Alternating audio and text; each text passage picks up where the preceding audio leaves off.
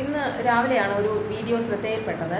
അതായത് അഹാന കൃഷ്ണ വിൽക്കുന്ന സാരി, അഹാന കൃഷ്ണയ്ക്ക് ഒരു ബ്രാൻഡുള്ള അഹാന കൃഷ്ണയും അഹാന കൃഷ്ണയുടെ അമ്മയായ സിന്ധു കൃഷ്ണയും അവരുടെ രണ്ട് സിസ്റ്റേഴ്സായ ഇഷാനിയും ഹൻസികയും, ഇവർ 4 പേരും കൂടി ചേർന്ന് ഒരു ബ്രാൻഡ് തുടങ്ങിയിട്ടുണ്ട്, സാരികൾക്കായിട്ടുള്ള ഒരു ബ്രാൻഡ്.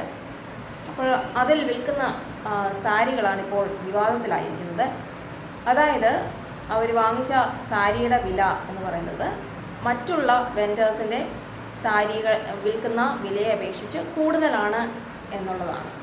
അതായത് ഒരു സാരി 4800 സംതിങ് ഇങ്ങനെ വാങ്ങിച്ചത് അഹാന വിൽക്കുമ്പോൾ ഒരു എത്രയോ 7000 സംതിങ് കിട്ടിയിരിക്കുന്നു. അതുപോലെ ഒരു 9000 സംതിങ് ഉള്ളതിന് അഹാന വിൽക്കുന്നത് 15,000 എന്നാണ് കാണാൻ കഴിഞ്ഞത്. അപ്പോൾ ഏതായാലും നല്ല രീതിയിലുള്ള പ്രൈസിനിൽ നല്ല ഒരേ സെയിം സാരിക്ക് നല്ല ഡിഫറൻസ് ഉണ്ട്. അപ്പോൾ ഈ വിഷയത്തിൽ പറയാനുള്ളത്, അതായത് ആരാണോ വിൽക്കുന്നത് അവരുടെ ചോയ്സാണ് എത്ര രൂപയ്ക്ക് അവരുടെ ആ ഒരു പർട്ടിക്കുലർ പ്രോഡക്റ്റ് വിൽക്കുക എന്നുള്ളത്.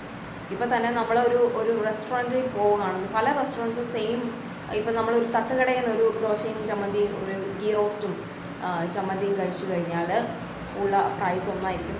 ഇപ്പം നമ്മൾ വേറൊരു ഇൻ്റർനാഷണൽ എന്താ പറയുക, ഒരു 5 സ്റ്റാർ ഹോട്ടലിൻ്റെയോ റെസ്റ്റോറൻറ്റിൽ പോയി കഴിഞ്ഞാൽ അവിടെ നിന്ന് കഴിക്കുന്ന ഭക്ഷണത്തിൻ്റെ പ്രൈസ് ഒരു രീതിയിൽ മാച്ച് ചെയ്യാത്തതായിരിക്കും. ചിലപ്പോൾ ക്വാളിറ്റി അല്ലെങ്കിൽ നല്ല ഭക്ഷണം ചിലപ്പോൾ ആ തട്ടുകടയിൽ നിന്ന് കഴിച്ച ഭക്ഷണത്തിനായിരിക്കും ചിലപ്പോൾ ഒന്നും ടേസ്റ്റ്.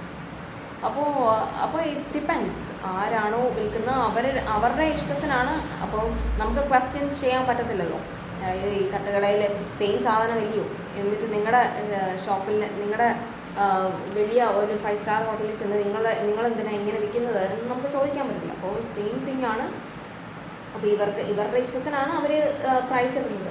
അപ്പോൾ വാങ്ങുന്ന ആൾക്കാർ ശ്രദ്ധിക്കുക, അവരുടെ കയ്യിൽ നിന്ന് വാങ്ങണോ അല്ലെങ്കിൽ വേറെയും ഷോപ്സിൽ ഈ സെയിം അവർ വിൽക്കുന്ന സാധനങ്ങൾ കിട്ടും എന്നുള്ളത് ഇപ്പോൾ മനസ്സിലാക്കിയ സ്ഥിതിക്ക് അപ്പോൾ വാങ്ങുന്ന ആൾക്കാരുടെ ഒരു ഡിസിഷനാണ് ഏത് ഷോപ്പിൽ നിന്ന് വാങ്ങിക്കണം, ആരുടെ കയ്യിൽ നിന്ന് വാങ്ങിക്കണം.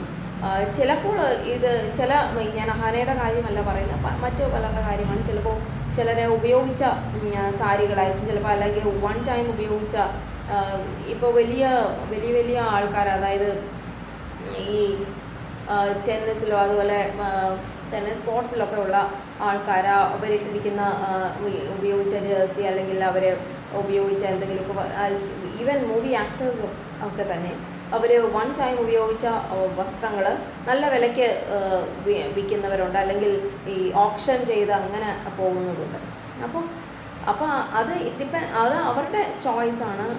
ഏത് രീതിയിൽ വിൽക്കണം, എത്ര തരത്തിൽ ഏത് രീതിയിൽ പൈസ ഉണ്ടാക്കണം. അപ്പോൾ വാങ്ങുന്ന ആൾക്കാരുടെ കയ്യിലിരിക്കുന്ന കാര്യമാണ് എവിടെ നിന്ന് സൂക്ഷിച്ചും കണ്ടും വാങ്ങിക്കുക എന്നുള്ളത് അവരവരുടെ ബുദ്ധിക്ക് അനുസരിച്ച് അവരവർ ചെയ്യേണ്ട കാര്യം മാത്രമാണ്.